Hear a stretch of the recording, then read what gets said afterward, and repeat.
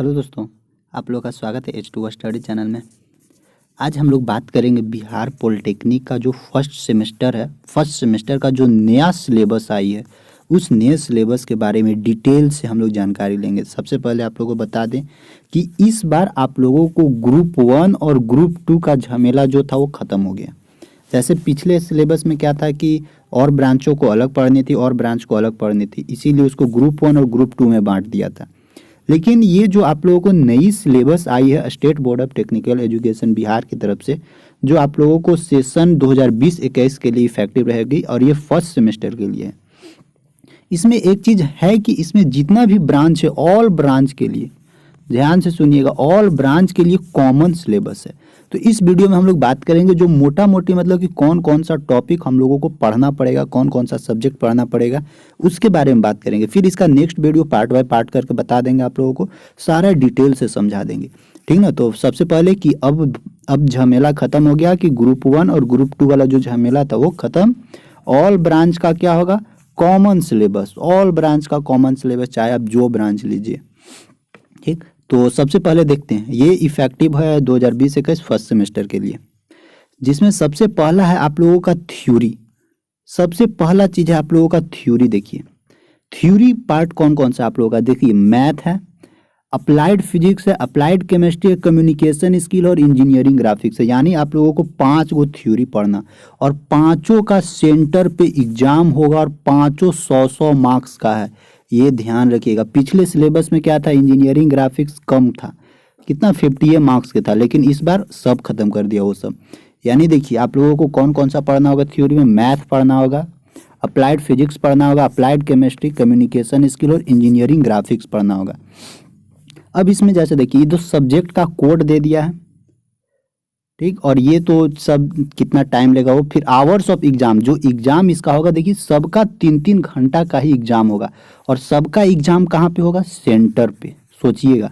तो ये तो सेंटर पे एग्जाम होगा। इससे पहले सेंटर पे एग्जाम होने से पहले देखिए 10-10 मार्क्स का सब में टीचर असेसमेंट, यानी टीचर लोग आप लोगों को 10-10 मार्क्स देंगे। यानी ये बिहेव पे होता है, जैसे सेमेस्टर में आप लोग पढ़ाई कर रहे हैं तो आप टीचर के सामने किस तरह से बिहेव कर रहे हैं, मतलब व्यवहार कर रहे हैं, अच्छा व्यवहार कीजिएगा तो मार्क्स देगा, नहीं तो फिर काट लेगा, ठीक, ये है। फिर जो क्लास टेस्ट होगी, क्लास टेस्ट आप लोगों को पर सब्जेक्ट 20-20 मार्क्स का होगी, ध्यान लीजिएगा, पर सब्जेक्ट 20-20 मार्क्स का होगी। और देखिए क्लास टेस्ट क्या होता है ना, कभी कभी कि 2 गो क्लास टेस्ट होती है, या नहीं तो एक ही को क्लास टेस्ट ले लेगी।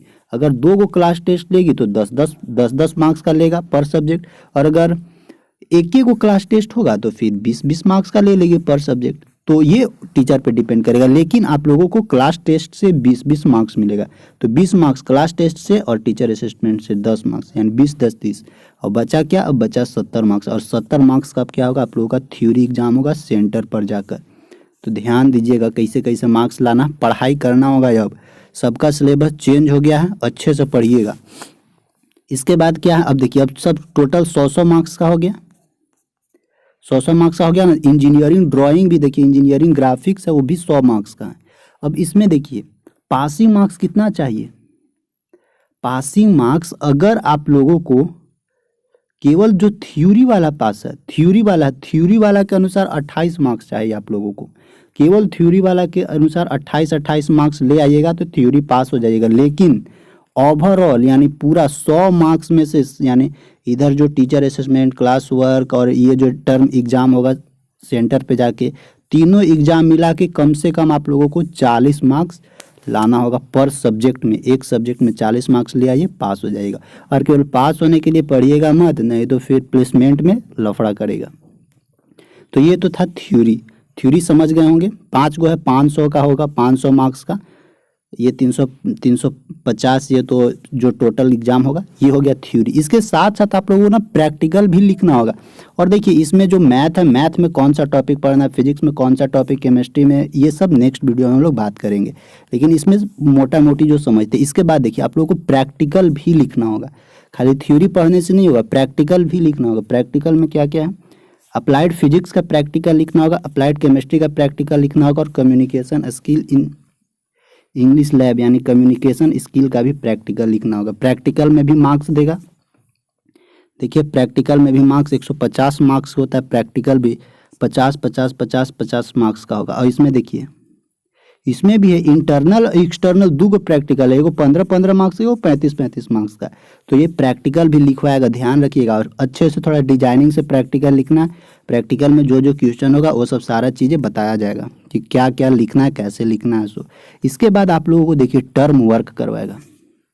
टर्म वर्क यानी लैब वाला काम करवाएगा, लैब वाला, जिसमें इंजीनियरिंग वर्कशॉप प्रैक्टिस करवाएगा। इंजीनियरिंग का जो भी वर्कशॉप होगा उसका भी मार्क्स देगा।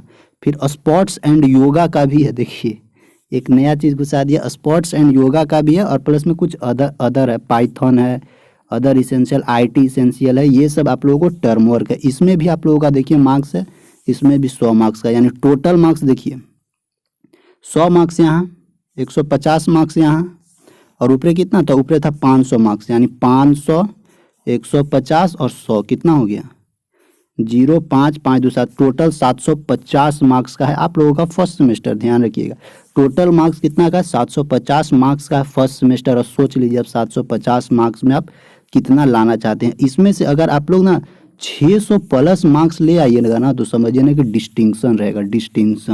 डिस्टिंक्शन समझ रहे हो, डिस्टिंक्शन बेस्ड होता है। जो 75 प्लस जो परसेंटेज आता है ना, उसको मिलता है डिस्टिंक्शन। तो यही है आप लोगों का जो नया सिलेबस है, और ऑल ब्रांच के लिए है।